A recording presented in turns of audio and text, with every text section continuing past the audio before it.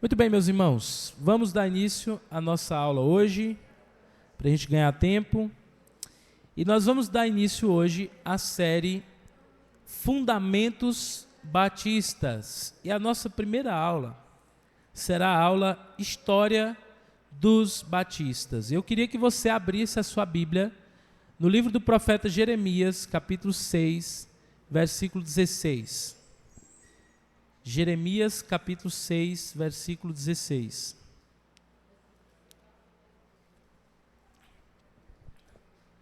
Jeremias, capítulo 16, capítulo 6, versículo 16. Nos diz assim a palavra do Senhor. Assim diz o Senhor: ponha-se à beira dos caminhos e olhem, perguntem pelas veredas antigas, qual é o bom caminho? Andem por ele, e vocês acharão descanso para a sua alma. Oremos. Senhor nosso Deus e Pai, eu te agradeço por essa manhã e pelo privilégio de estudarmos e relembrarmos aquilo que o Senhor Deus fez na vida da tua igreja no decorrer da história.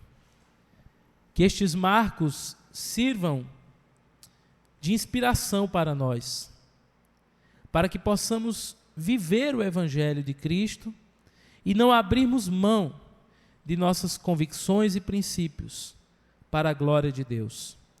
Que a nossa igreja seja uma igreja cada vez mais convicta de sua fé, de sua doutrina, firmada na palavra e no Evangelho de Cristo Jesus. Esta é a minha oração, em nome de Jesus. Amém e amém. Meus irmãos, o texto que nós acabamos de ler, Jeremias 6,16, diante de uma Jerusalém sitiada, cercada pelos seus inimigos, o Senhor, ele, por meio do profeta Jeremias, ele faz um convite para a comunidade de Israel, para o povo de Deus. E o convite é: ponham-se à beira dos caminhos e olhem para trás. Perguntem pelas veredas antigas, qual é o bom caminho? Andem por ele e vocês acharão descanso para a sua alma. Então o Senhor, ele convida o povo de Israel a se lembrar do passado, a se lembrar dos antigos, dos marcos históricos, daquilo que Deus fez no decorrer do tempo em Israel, por meio de Israel e por Israel. Meus irmãos, nós precisamos, como igreja de Cristo, lembrar de onde viemos e quais são as nossas raízes históricas. Nós precisamos conhecer a história da igreja. É interessante que hoje, 8 em cada 10 crentes cristãos não conhecem a história da igreja. Nós conhecemos muito pouco sobre a história da igreja, mas nós precisamos nos lembrar. Quando a gente fala de história da igreja, nós precisamos evitar dois extremos. Houve um movimento surgido no século XIX nos Estados Unidos, que era chamado landmarquismo. Embora esse movimento tivesse algumas virtudes, ele levou alguns batistas a um certo sectarismo denominacional. Então, esses batistas começaram a achar que a igreja batista era a verdadeira igreja de Cristo, ou a única igreja de Cristo. Nós não podemos pensar dessa forma, irmãos. Nós não somos a única igreja de Cristo, nós somos um movimento que faz parte da igreja de Cristo, o movimento batista, certo? Então nós não podemos também nos apegar tanto à nossa história, porque tem muitas pessoas que parece que têm mais orgulho de ser batista do que cristão. Então aí já vira um certo fundamentalismo religioso. Então esse não é o propósito. A gente tem que tomar cuidado com esse extremo. Mas a gente tem que tomar cuidado também com o outro extremo, que é a questão do desprezo histórico. que é quando nós temos ignorância ou indiferença quanto às nossas origens, o que nos priva de aprender com os que vieram antes de nós. Um grande homem de Deus do passado, ele dizia que nós, cristãos, nós estamos sentados sobre os ombros dos gigantes. Ou seja, se hoje nós estamos aqui, é porque houveram pessoas antes de nós que trabalharam pelo Evangelho para que a gente pudesse estar aqui hoje. Amém? Se nós estamos aqui cultuando a Deus nessa capela, nessa igreja, é porque um dia alguém construiu essa igreja. Tem alguém aqui que estava trabalhando aqui no mutirão, na construção dessa igreja? Não. Se hoje o Evangelho chegou aqui a Bom Jesus, é porque um dia missionários partiram do seu país para virem ao Brasil pregar o Evangelho. Então nós temos raízes históricas, nós temos uma tradição a zelar, que faz parte do nosso DNA como igreja. Certo? E hoje nós vamos focar em conhecer um pouco mais sobre a história dos batistas.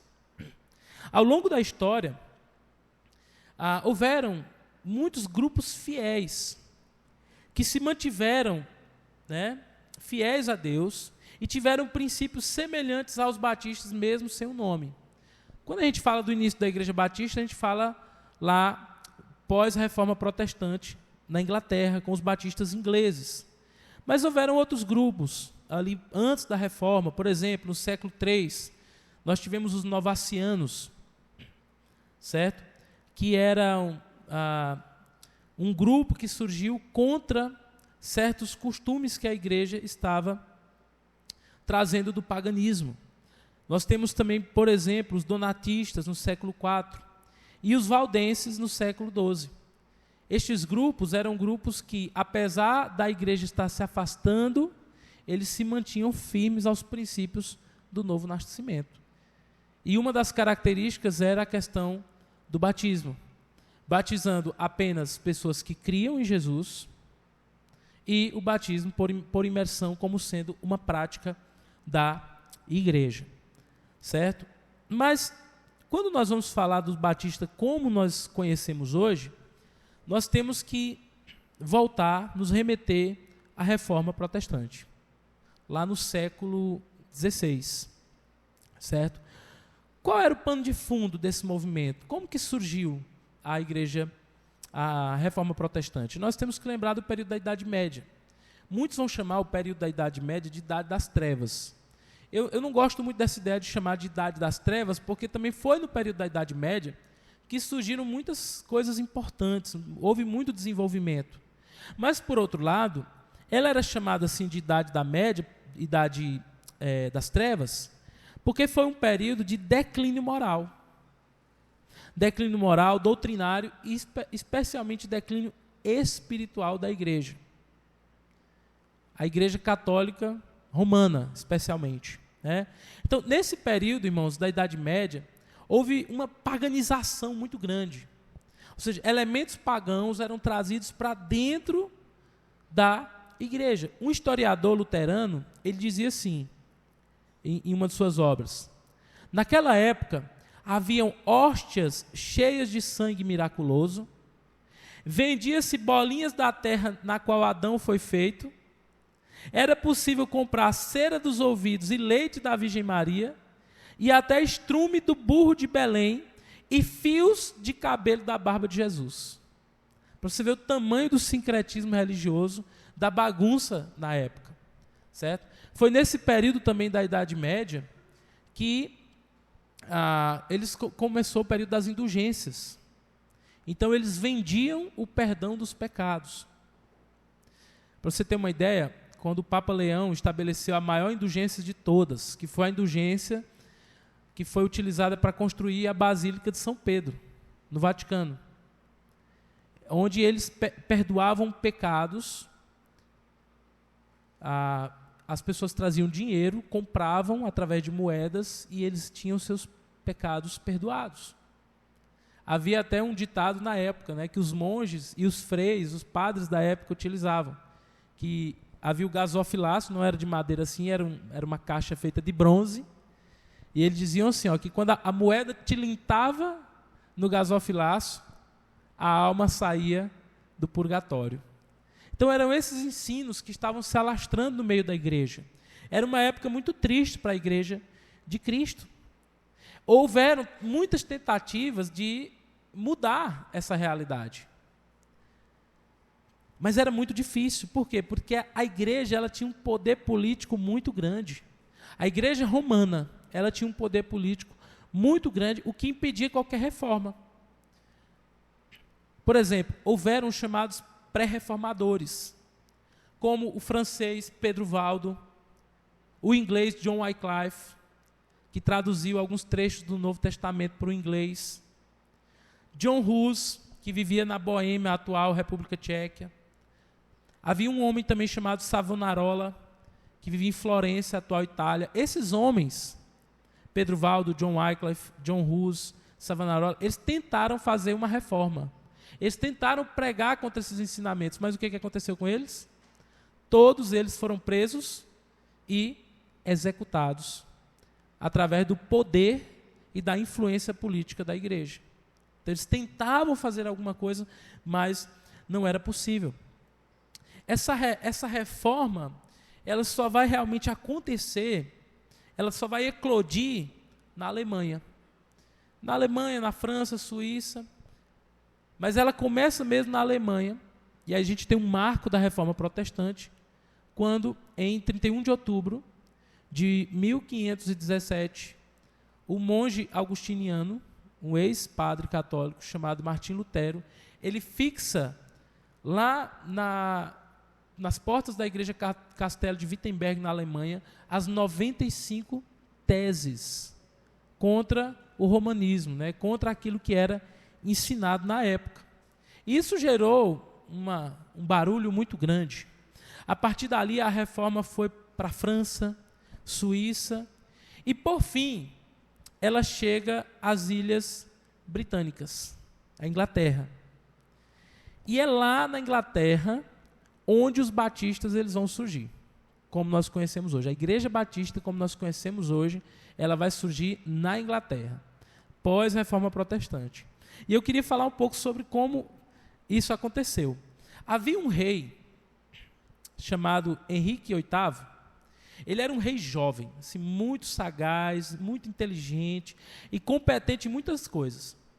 E ele estava determinado a impedir a reforma na Inglaterra. Ele era um parceiro de Roma, era um parceiro do Papa. O Papa Clemente VI, para você ter uma ideia como Henrique VIII era amado pela Igreja Católica, ele deu a ele um título de defensor da fé. Ele foi chamado lá em Roma, teve toda uma cerimônia, ele recebeu um título honorífico de defensor da fé. E parecia que o caso de amor dele com a Igreja Romana, com a Igreja Católica, seria um caso de amor infidável. Porém, esse homem ele era casado com uma mulher chamada Catarina de Aragão. E ele acabou enamorando-se de outra mulher, o rei, e quis se divorciar da Catarina. Só que o Papa disse o seguinte: olha, eu não posso lhe conceder o divórcio. Porque Catarina ela era filha dos reis católicos, Isabel e Fernando, e prima do imperador Carlos V, ou seja, era uma pessoa de muita influência. E aí o Papa ficou naquela situação. Ele não queria desagradar o Henrique VIII, que era o principal parceiro da Igreja Católica na época, mas também não queria dar a carta de divórcio para ele. Não queria conceder essa separação. E aí Henrique, que era um homem assim, muito sagaz, afoito, ele disse o seguinte: olha, eu não preciso mais, eu vou criar minha própria igreja. E foi então que em 1534, o Henrique VIII ele emitiu o ato de supremacia, tornando a Igreja Católica na Inglaterra independente de Roma. E surge assim a chamada Igreja Anglicana, que era literalmente a Igreja Católica sob a égide do governo inglês. Então, quem era a Igreja Católica, mas era liderada pelo rei. Então, o rei se tornou senhor. E aqui nós temos aquela continuidade da união entre a Igreja e o Estado. Certo? Quando ele morreu, ele criou a Igreja Anglicana. Então, quando o Henrique VIII morreu, assumiu o trono dele um outro rei chamado Eduardo VI. Eduardo VI, ele é conhecido por alguns como o Josias da Europa, porque ele trouxe muitas reformas. Ele havia sido catequizado, instruído e tutorado por um homem chamado Thomas Cranmer, que era protestante. Esse jovem inglês empreendeu a reforma da igreja anglicana. Então, até aqui, a igreja anglicana era uma igreja católica, separada de Roma e sob o domínio da coroa inglesa. Agora não, ela fez várias reformas, inclusive doutrinárias, e ela passou a ser uma igreja protestante, doutrinariamente falando. Então, ela abandonou aquelas doutrinas da igreja católica, por assim dizer. Por exemplo, foi nessa época que surgiu o Dia da Bíblia. Foi Eduardo VI que proclamou o Dia da Bíblia, que é comemorado até hoje, né? Em dezembro. Foi proclamado por Eduardo VI. Entretanto, Eduardo morreu muito cedo. Ele era assim, um homem formidável, era um cristão, mas ele morreu muito cedo, aos 17 anos de idade. E aí quem que assume, olha que interessante, os irmãos entenderem a história. A meia-irmã dele, uma mulher chamada Maria Tudor. E essa mulher entrou para a história. Ela passou a ser conhecida como Maria a Sanguinária. Ela era muito católica e ela começou a perseguir de forma assim feroz os protestantes, os evangélicos, os crentes. Passaram a ser perseguidos pela Maria Sanguinária, certo? Então, ela desfez tudo o que o irmão tinha feito. Para você ter uma ideia, nessa época, até esse homem, que era bispo da época, o Thomas Cranmer, ele foi assassinado a mando da Maria Tudor. E após a morte dela, que foi um período muito complicado para os crentes lá na Inglaterra, subiu ao trono Elizabeth I, que talvez seja uma das rainhas mais famosas da história da Inglaterra. E ela fez o chamado Acordo Elisabetano, buscando prosperar tanto a igreja quanto o Estado. E nesse período, a igreja anglicana tornou-se híbrida. Era uma igreja protestante, era uma igreja evangélica, presta atenção, mas no que diz respeito à liturgia, ela continuava sendo uma igreja muito semelhante, praticamente igual à igreja católica. Então, até hoje, se você vai numa igreja anglicana, a pregação, aquilo que ela ensina, a doutrina, é muito semelhante à igreja evangélica, porque ela doutrinariamente é uma igreja protestante. Mas a questão liturgia, até os templos, a maneira como os sacerdotes se vestiam e tudo mais, é praticamente idêntica à igreja católica. E foi nessa igreja anglicana híbrida que surgiu o chamado movimento puritano. O que era o movimento puritano?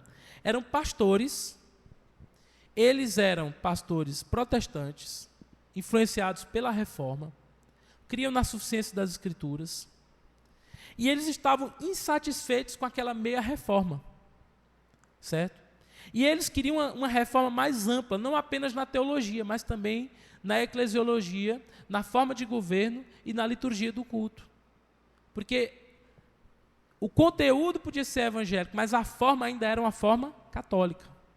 Então eles queriam mudar aquilo, eles queriam que a igreja anglicana pudesse se purificar, por assim dizer, do catolicismo romano. E aí é daí que vem o nome puritano, né? Porque eles queriam purificar a igreja do papismo e do romanismo. Né? E esse movimento, irmãos, puritano, ele foi amplo, multifacetado e complexo. Um grupo de puritanos, ele decidiu permanecer na igreja anglicana e tentar fazer reformas internas.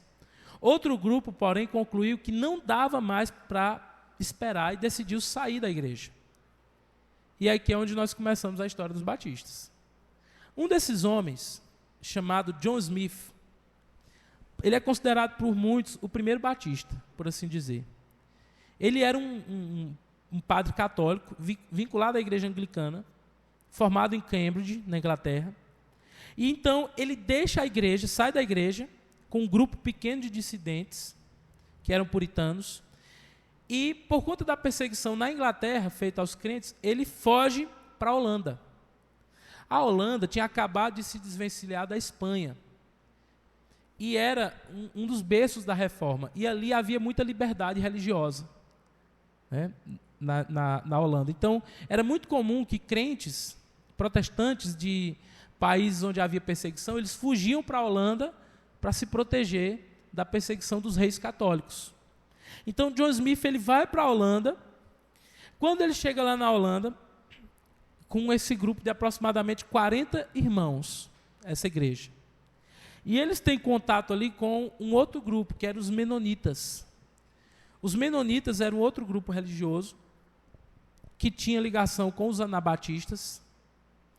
E eles eram um povo muito fervoroso, que cria na suficiência das Escrituras, e eles tinham uma característica: eles não batizavam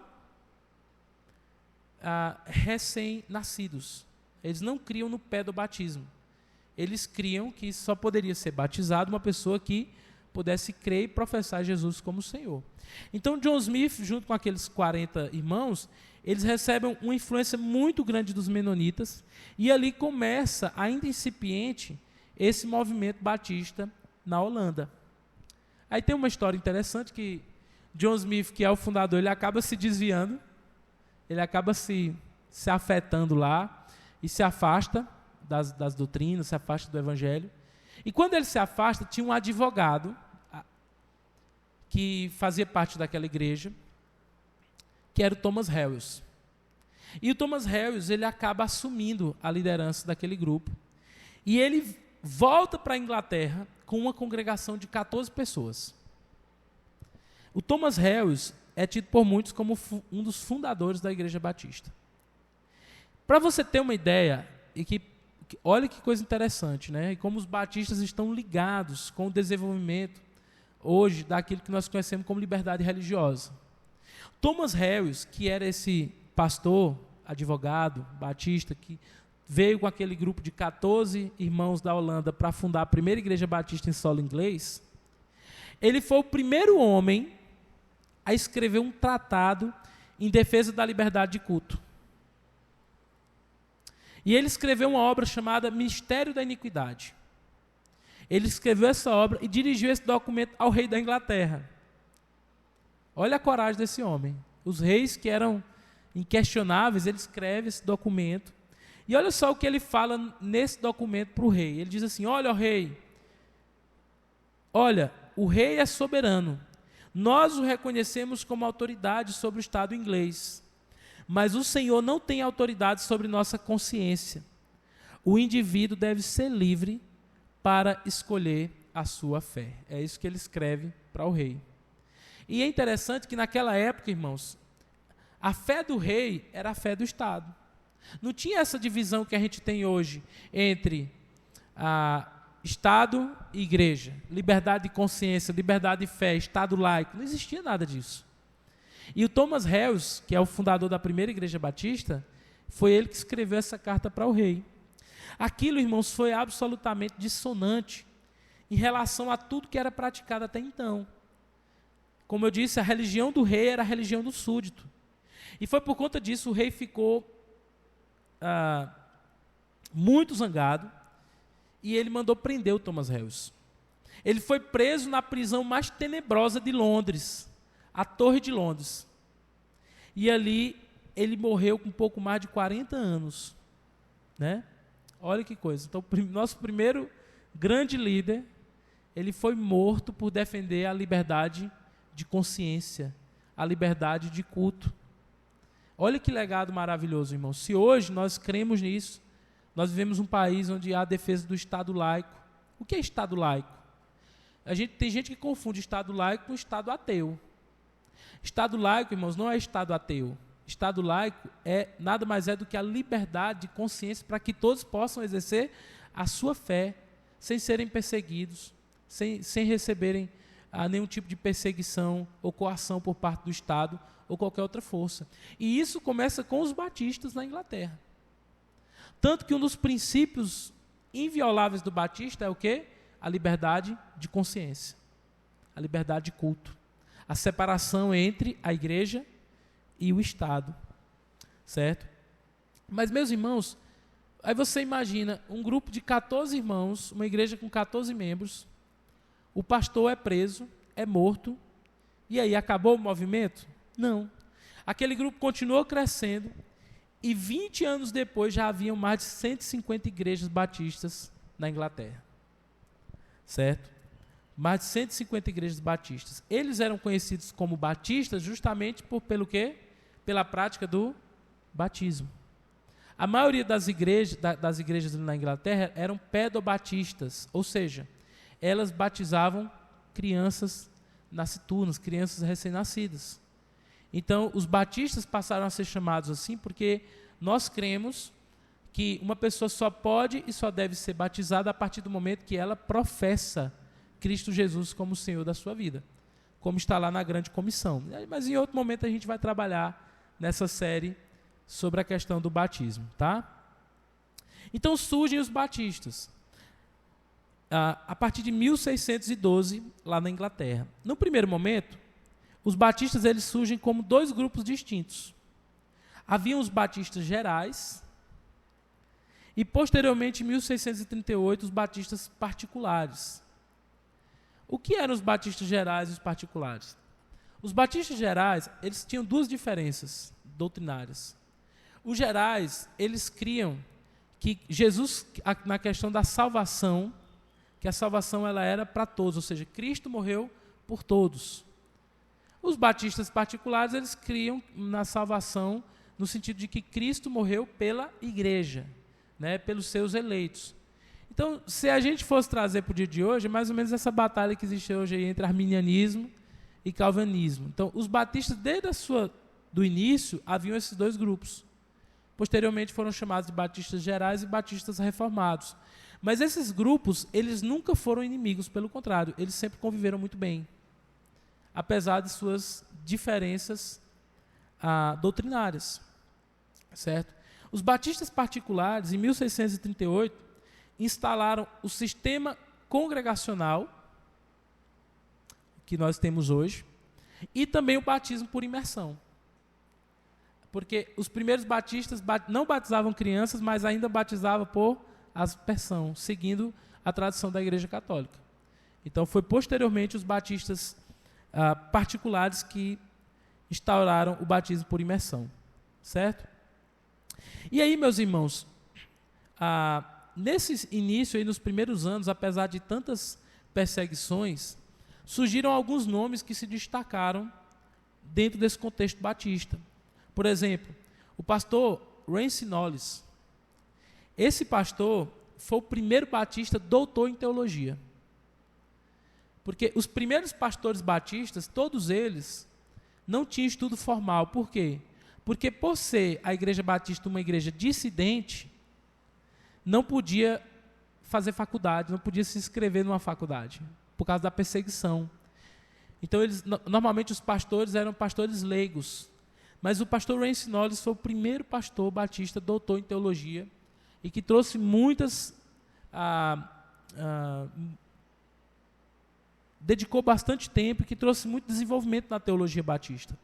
Um outro homem importante nesse início foi um empresário chamado William Kiffen.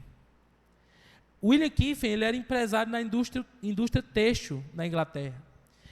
Ele veio a se tornar, irmãos, um dos homens mais ricos de toda a Inglaterra. Era um homem muito rico. E ele se tornou batista, se converteu ao evangelho, fez parte de uma igreja batista. E quando o pastor dele morreu, ele era um homem tão zeloso pela palavra, era um homem tão dedicado à obra de Deus, que a igreja convidou ele a se tornar pastor. Ele tinha uma visão muito missionária. E aí tem uma história interessante, porque na época de William Kiffen, o Estado inglês prendeu 12 pastores batistas. E esses pastores já estavam sentenciados à morte. E William Kiffen usou dos seus recursos e da sua proeminência como empresário, como homem importante da época, e ele pagou a fiança desses 12 pastores e libertou eles, né, da morte. E uma coisa interessante é que esses 12 pastores tinham posição teológica diferente deles. William Kiffen, ele era um batista particular e esses 12 pastores eram batistas gerais. E mesmo assim, mostrando, né, que não é essa questão de da salvação, como hoje nós temos tanta discussão que gera tanta divisão na igreja, calvinismo, arminianismo, isso não era algo que dividia o povo de Deus na época. Pelo contrário, era uma questão secundária, ainda que muito importante, né? Um outro exemplo foi Benjamin Kitt, que alguns reputam como o maior teólogo batista do século XVII. Quantos aqui foram batizados numa igreja batista? Eu também fui. Eu não sei os irmãos, mas no meu certificado de batismo tinha isso. Atrás do certificado de batismo tinha a escrita do chamado Pacto Batista. Já ouviram falar? O Momiro conhece o Pacto Batista. Normalmente, atrás do certificado tinha o Pacto Batista. E muitas vezes, quando a gente ia ser batizado, você tinha que assinar o pacto, tinha que ler diante da igreja e assinar o Pacto Batista. Quem escreveu, quem preparou o Pacto Batista foi esse homem, Benjamin Kitt, né? Foi ele que fez, e é conhecido como o primeiro tratado de eclesiologia batista. Outra coisa interessante do Benjamin Kitt é que nessa época, na Inglaterra, as igrejas, o canto, ele não era um canto congregacional. Então você tinha corais, você tinha os órgãos, você tinha o clérigo que era responsável por cantar. O povo comum, o povo simples, eles vinham para a igreja, o que é que eles faziam? Sentavam nos bancos e ficavam assistindo as músicas que eram cantadas, os cânticos que eram cantados. E o Benjamin Kitt, ele escreveu um tratado sobre isso e ele defendeu o retorno do canto congregacional nas igrejas. Então, se hoje nós temos a igreja cantando, isso também é um legado dos batistas. Porque foi o Benjamin Kitt quem defendeu isso como sendo algo defendido pelo Novo Testamento. E a igreja voltou a cantar. Tanto que ele até hoje é conhecido como o pai da inódia cristã. Se hoje você tem o cantor cristão, HCC, é por causa do Benjamin Kitt. Ele também fez a primeira coletânea de cânticos congregacionais para serem cantadas nas igrejas. É formidável a história desses homens de Deus. E uma outra história interessante é de um homem chamado John Bunyan. Quem aqui já ouviu falar do John Bunyan? Olha aí, alguns irmãos já ouviram falar. Pronto. O John Bunyan, meus irmãos, foi um pastor batista. E ele passou 12 anos preso. E sabe por que ele passou 12 anos preso? Porque ele pregou sem autorização do Estado. Naquela época, para você pregar, você tinha que ter uma licença. E o John Bunyan, como ele não tinha curso superior, sabe qual era a profissão dele? Ele era um latreiro. Ele fazia panelas. Era a profissão do John Bunyan. Só que quando ele não estava fazendo panelas, ele estava o quê? Pregando a palavra. E aí o Estado, o governo inglês foi lá e prendeu ele por estar pregando a palavra sem ter uma licença. E aí o juiz prendeu ele, a sentença dele, 3 meses. Quando passou os 3 meses dele preso, foram soltar ele e o juiz disse, olha, nós vamos liberar você, mas com uma condição. Agora você não vai mais pregar. John Bunyan não vai nem em casa. Ele volta para as ruas e começa o quê? A pregar novamente o evangelho. O juiz fica tão furioso que dá uma sentença de 12 anos de condenação. E John Bunyan passa 12 anos preso, irmãos, por pregar a palavra de Deus. Olha a convicção desse homem. Na prisão, esse latreiro, esse fazedor de panelas, escreveu apenas 61 livros. 61 livros, irmãos. Um homem simples, sem estudo formal. E um desses livros, O Peregrino, foi o livro mais vendido, mais publicado de todos os tempos depois da Bíblia. O livro O Peregrino foi escrito por ele na prisão. John Bunyan era um homem convicto de sua fé. Era um homem da palavra. Um pastor batista no sentido essencial. Para você ter uma ideia, o John Bunyan, ele tinha uma filha cega. Era a dor do coração dele. Ele passou 12 anos afastado da filha dele, que era cega. E ele abriu mão de estar com sua família para ser fiel ao Evangelho. Não abriu mão de suas convicções. Meus irmãos, nós não podemos perder essa herança, né? Antigamente, quando você ia numa igreja batista, por exemplo, você fazia uma viagem, você visitava uma igreja batista numa outra cidade, havia o quê? Uma uniformidade. Igreja batista era igreja batista em todo lugar. Hoje, não existe mais isso. Se você vai em 5 igrejas batistas, são 5 coisas totalmente diferentes. Liturgia diferente, doutrina diferente, pregação diferente. Então, por quê? Porque nós abandonamos a nossa tradição bíblica, fundamentada na palavra. Nós nos esquecemos de onde nós viemos. Então, nós precisamos voltar a isso. Nós precisamos entender a nossa história. E aí, concluindo essa primeira parte aqui, 3 marcas desses primeiros batistas. Primeira marca, ortodoxia. Ortodoxia, ou seja, eram homens ortodoxos. Eles tinham um legado doutrinário. Eles tinham confissão de fé. Era um povo que conhecia a palavra de Deus. Então, hoje, às vezes, nós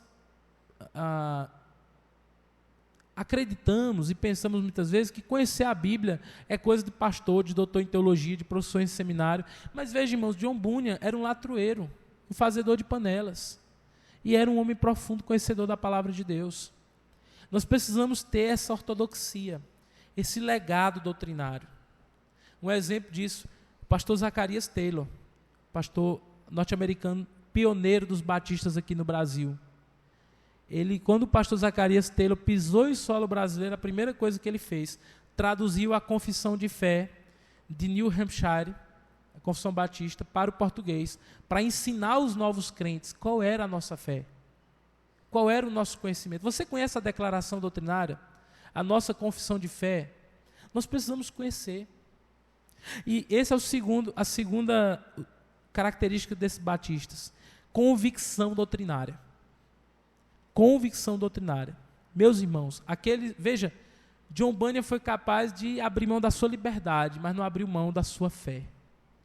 Nós precisamos dessa convicção. Como Martim Lutero dizia, né? A paz, se possível, mas a verdade a qualquer custo. O povo batista é um povo convicto da doutrina. Toda igreja e todo membro da igreja precisa assinar e subscrever 2 documentos, a sua confissão de fé e o pacto batista.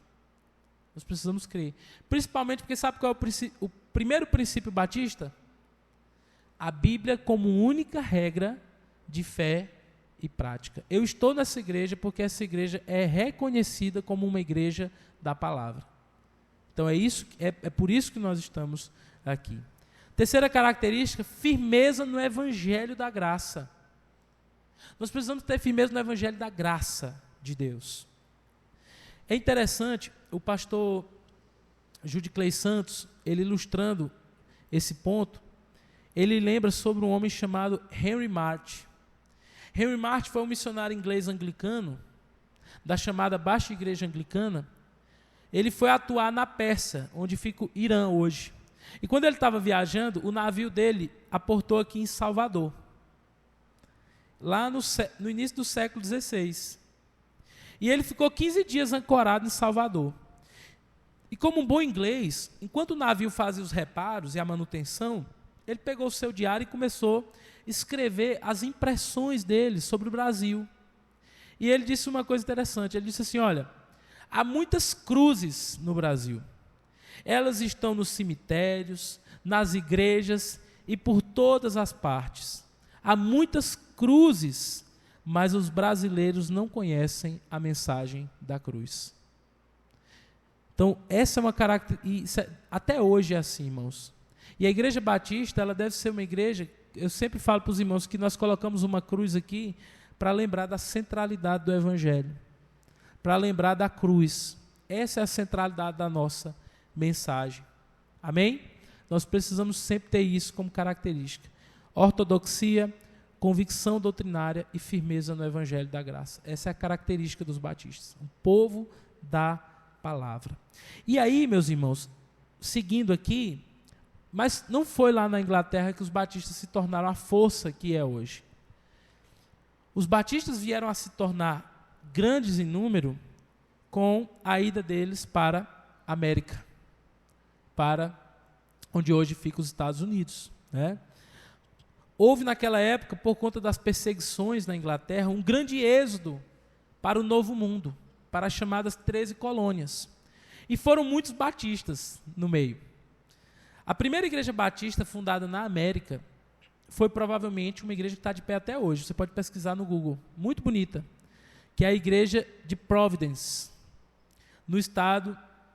que fica no estado de Rhode Island, na Inglaterra. E foi fundada por um homem, pastor batista, chamado Roger Williams, em 1707. Então ele fundou ali a primeira igreja batista, lá em Rhode Island. Certo? Em 1707, anos depois, a Associação Batista da Filadélfia foi fundada com as primeiras igrejas batistas que se uniram ali e criaram a chamada Confissão de Fé de Filadélfia. Essas igrejas batistas foram rápidas em colocar sua fé em ação e em 1770 fundaram um colégio. Essa é uma característica dos batistas também, os chamados colégios batistas, e começaram a enviar regularmente missionários para toda a América. Um exemplo aqui no Brasil, especialmente aqui no Piauí, nós tivemos a chamada Junta de Richmond, lá na Inglaterra, que foi responsável por enviar muitos missionários batistas para pregar a palavra de Deus. E é interessante, irmãos, que nos Estados Unidos, a Igreja Batista veio se tornar a maior denominação do país.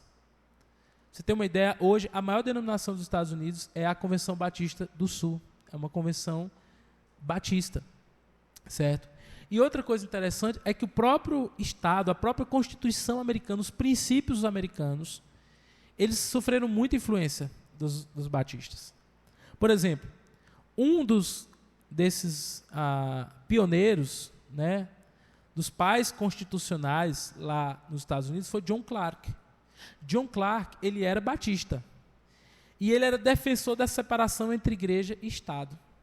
E ele levou isso para a política lá nos Estados Unidos, né? Os batistas, irmãos, estiveram entre os mais ativos na luta pela primeira emenda da Constituição, que garantia o quê? Liberdade religiosa de culto para todos. Você vê como que isso fez a diferença. E aí nós podemos falar também dos batistas nos movimentos sociais. Podemos lembrar de Martin Luther King, que foi aí um grande líder pelos direitos civis dos negros nos Estados Unidos, que era filho de pastor batista e pastor batista. Nós podemos falar de Billy Graham, que foi o grande evangelista do século XX e que pregou a milhões de pessoas. Então, há uma grande influência e realmente fez uma grande diferença. E para concluir, eu queria falar sobre o movimento moderno de missões. A Igreja Batista, irmãos, ela é reconhecida como uma igreja missionária.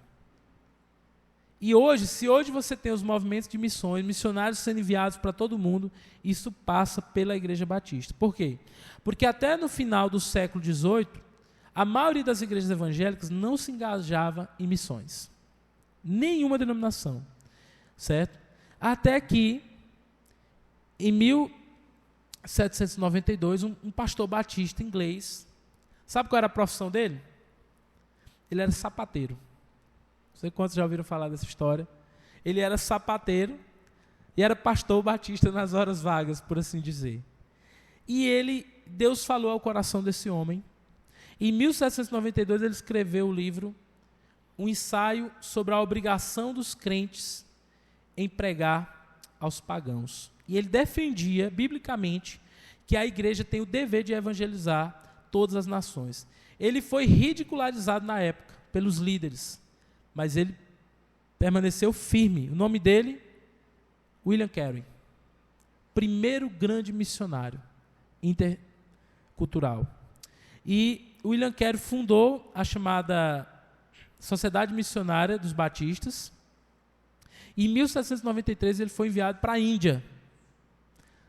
E ele passou 40 anos na Índia como pastor batista lá, pregando o evangelho. E essa é uma das histórias mais fantásticas que eu conheço. É a história de William Carey. Ele traduziu a Bíblia, ou partes dela, para mais de 30 idiomas e dialetos daquela região. Ele fundou escolas, defendeu a educação para mulheres e crianças pobres, lutou contra práticas desumanas. Alguém aqui já ouviu falar no Sati?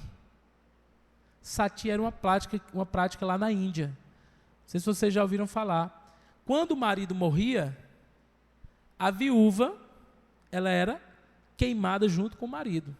Então ela era colocada junto com o marido, ali na pira do marido, eles eram queimados juntos, viva. Em alguns livros biográficos do William Carey conta essa história. Ele presenciou o sati. Meus irmãos, e ele lutou contra o fim disso. Né? O fim do sati lá na Índia, que na época era uma colônia britânica, e ele conseguiu acabar com essa prática. Você vê a diferença que isso fez. Né? E ele ficou conhecido como o pai das missões modernas. O exemplo de Carey inspirou uma onda missionária entre batistas e depois em outras denominações. E surgiram várias sociedades missionárias, como a Sociedade Missionária de Londres e a União Missionária Batista da América. E os batistas se tornaram uma das denominações mais engajadas em missões do mundo. E aí tem outros exemplos também, além de William Carey. Poderia falar de Adoniram Judson, que foi um grande evangelista e missionário que partiu para a Birmânia, atual Mianmar, para pregar o evangelho lá. E é interessante que o Adoniram Judson, ele era um pastor de convicções presbiterianas. Só que ele sai e resolve visitar o William Carey na Índia. Ele passa um tempo com o William Carey e lá ele acaba se tornando batista. Inclusive, ele é batizado por William Carey. E ele se torna um grande missionário. Né? E em 1812 ele parte para Mianmar e trabalhou por 4 décadas, traduziu a Bíblia, um legado fantástico. Poderia falar de Hudson Taylor, que foi um grande missionário na China, David George, que era um escravo, que conseguiu sua liberdade, se tornou pastor batista, e aí ele foi para Serra Leoa para poder pregar o evangelho. E por aí vai. Então esse é um legado fantástico dos batistas, né? O legado de missões. E, por fim, só para encerrar esse momento, falar sobre Charles Spurgeon, que eu não poderia deixar de falar sobre ele, que viveu aí de 1834 a 1892. Spurgeon foi, meus irmãos, talvez o grande nome entre os pastores batistas. Era conhecido como o príncipe dos pregadores. Ele nasceu na Inglaterra, numa família cristã, converteu-se aos 15 anos, e pouco tempo depois já começou a pregar. E aos 19 anos ele tornou-se pastor de uma igreja em Londres, que era chamada de New Park Street Chapel. Só que essa igreja ficou pequena para o ministério do Spurgeon. E cresceu de tal forma que em 1861 eles ampliaram o espaço e foi inaugurado o chamado Tabernáculo Metropolitano em Londres, que era a maior igreja do mundo na época, com mais de 6.000 lugares. Para você ter uma ideia, ele ficou conhecido como o príncipe dos pregadores, era um grande homem de Deus, ele publicou sermões semanais, são mais de 3.500 ao longo da vida. Ele tinha uma influência tão grande, meus irmãos, que ele pregava lá em Londres, no domingo à noite. E aí, esses sermões eles eram enviados por baixo do oceano, como que é o nome daquele aparelho? É telégrafo? Não é telégrafo, como que é o nome? Me fugiu o nome, mas tinha aqueles aparelhos antigos que funcionavam E esses sermões eram publicados, na segunda de manhã, eles eram distribuídos nos Estados Unidos, na América. Então, um homem de grande influência, né? Ele fundou seminários, era autodidata, né? Para você ter uma ideia. Ele era um amante da leitura. Ele leu a Bíblia centenas de vezes. Só a biblioteca dele tinha mais de 12.000 volumes. E ele tinha uma voz incrível. Conta-se uma história que uma vez ele conseguiu pregar para 20.000 pessoas, sem microfone. Era um grande pregador do Evangelho. Charles Spurgeon. Depois leia mais sobre a biografia dele. Um grande homem de Deus. Então, esse é o nosso legado histórico, né? É daí que nós viemos.